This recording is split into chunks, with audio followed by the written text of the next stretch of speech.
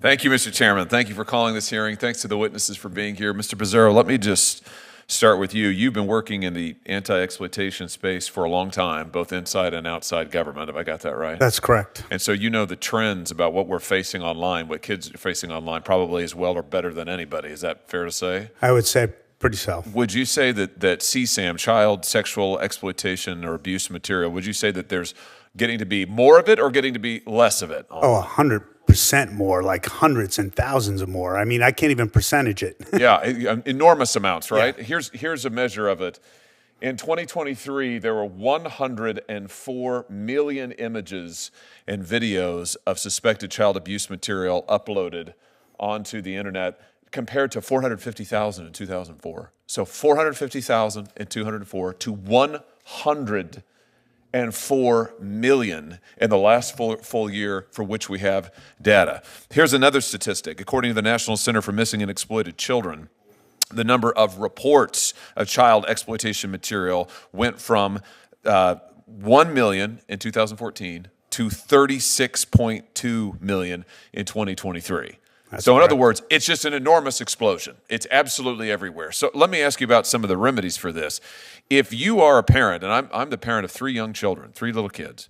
If you're a parent of a victim of child sexual abuse material and your child's image has been used, they've been exploited, it's been used online, and you've got companies who have hosted that content recklessly or intentionally or negligently, or they've done it.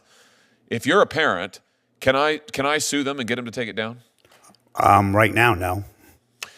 You could sue them, but I don't know how successful you're going to be. So if I went into court, if my kid is abused, their content is up online, we know the abuser, but we've got these companies that are hosting the content and making money on it by distributing it, and I go to the company. Let's say I go to the company and I say, this sexual abuse material, this is my kid. This is online. I'm reporting it to you. I want you to take it down. Let's say they don't take it down. You're telling me I can't go into court and sue them?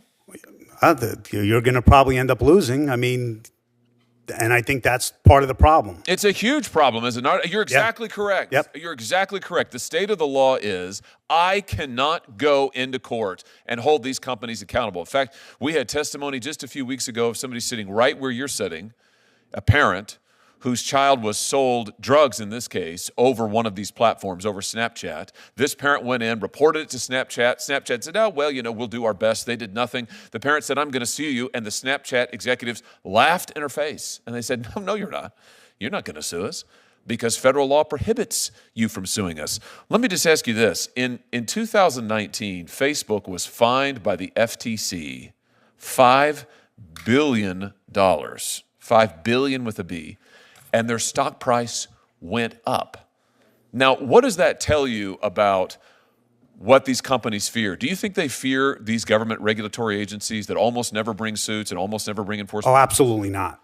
Do you think that they fear lawsuits from parents who might get into court and get $1 billion or a $10 billion judgment? For them, it's the cost of doing business, right? Yeah, exactly. And they're willing to pay it. Facebook paid that $5 billion. Their stock price went up. They went right on doing what they were doing.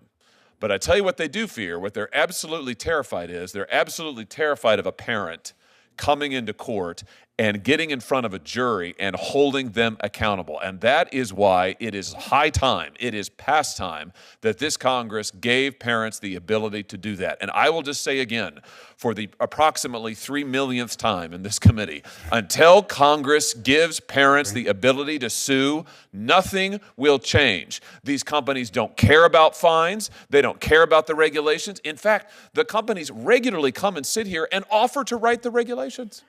They say, oh, we're great public citizens. We'd love to help you write the regulations, Congress, and we promise to comply. We'll write them, and then we'll comply. They won't comply. They buy off the regulators. What they fear are juries. And this is why what Senator Durbin has done with his bill that we worked on together to give parents the right to get into court and have their day in court is absolutely vital. And I'm proud to be working with him on this. It passed unanimously out of this committee last year when he was the chairman, and I look forward to reintroducing it. We make it even stronger, even better this year. But I just say again, there is nothing more important than this Congress can do than to stop this, than to give parents the right and victims the right to get into court and to hold these companies accountable. Thank you, Mr. Chairman.